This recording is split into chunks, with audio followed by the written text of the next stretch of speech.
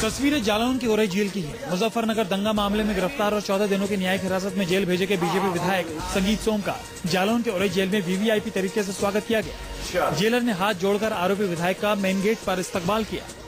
मुजफ्फरनगर दंगा मामले में भड़काऊ भाषण के आरोपी बीजेपी विधायक पूरे अमले और चमचों के साथ ओरई जेल पहुंचे। किसी ने पैर छुए तो किसी ने हाथ जोड़ते हुए विधायक को रुखसत किया। मेन गेट पर फोटो सेशन कराकर विधायक जेल के अंदर गए। अपनी चोटें दिखाते ये सिपाही मुरादाबाद के एसएसपी की गुंडागर्दी के शिकार हुए हैं, जिन्हें एसएसपी ने झाड़ू, डंडे और वाइपर से बेरहमी से पीटा है। इन सिपाहियों का कसूर इतना था कि एसएसपी से मिलने पहुंचे समाजवादी पार्टी के एक नेता के आने की खबर इन्होंने एसएसपी को देर से दी। फिर क्या था, एसएसपी साहब इतने आग बबूला हो गए कि पीट पीट कर इनका बुरा हाल कर दिया। पहले हाथ से मारा सर, पहले हाथ से मारा, फिर बाद में वो से मारा वाइपर से, फिर लास्ट में झाड़ू से मारा। वो वाइपर से मारा सर, वाइपर के वो डंडे से, वो लोहे के डंडे से मेरे कमर में मारा। न्यूज 24 पर खबर दिखाए जाने के बाद प्रशासन हरकत में आया। एसएसपी पर विभागीय कार्रवाई करते हुए उन्हें निलंबित कर दिया गया। आपस में लाठी चलाते लोग और लोगों को दौड़ा दौड़ा कर पीटते सुरक्षाकर्मी। तस्वीरें पश्चिम बंगाल के 24 परगना के पानीहाट नगर पालिका की है, जहां टीएमसी और सीपीआई के कार्यकर्ता आपस में भिड़ गए। दोनों पार्टियों के कार्यकर्ताओं के बीच जमकर लाठी डंडे चले। कार्यकर्ताओं ने एक दूसरे को सड़क पर दौड़ा दौड़ा कर पीटा। हालांकि बाद में चुनाव ड्यूटी में तैनात जवानों ने मोर्चा संभाला और बेकाबू भीड़ पर काबू पाने के लिए जमकर लाठियां भांजी। पुलिस के जवानों ने सड़कों पर उपद्रव मचा रहे लोगों को जमकर पीटा। दरअसल पश्चिम बंगाल में राज्य के 12 नगर पालिका चुनाव के लिए मतदान हुए, जिनमें तृणमूल कांग्रेस और सीपीआई के कार्यकर्ता आपस में भिड़ पड़े। तस्वीरें मुंबई से सटे ठाणे की हैं, जहां देखते ही देखते 4 मंजिला इमारत जमींदोज हो गई। कुछ सेकंड में ये इमारत धूल के गुबार उड़ाती हुई सपाट मैदान में बदल गई। दरअसल ठाणे के मुंब्रा में ये इमारत अपने गृह प्रवेश से ही खस्ता हाल में थी।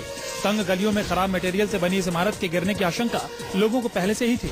फिर भी कुछ लोग इस इमारत में रहते आ रहे थे, लेकिन 21 सितंबर की सुबह अचानक बिल्डिंग भर भरा कर गिर पड़ी और इस तस्वीर को पड़ोस के एक शख्स ने रिकॉर्ड कर लिया।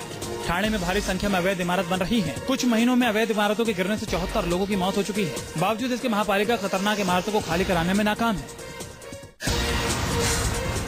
यौन शोषण के आरोपों में आसाराम जेल के अंदर हैं, लेकिन बाहर उनके किस्से एक एक कर सामने आ रहे हैं। अब सत्संग के दौरान आसाराम की टॉर्च वाली तस्वीरों का राज सामने आया है।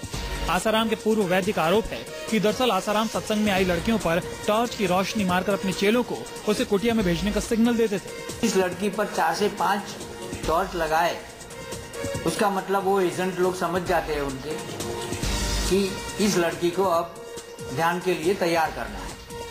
वहीं आसाराम के प्रवक्ता नीलम दुबे इन आरोपों को बेबुनियाद बताते हुए सफाई पेश कर रही हैं। नोएडा की निलंबित एसडीएम दुर्गा शक्ति नागपाल का निलंबन यूपी सरकार ने वापस ले लिया है।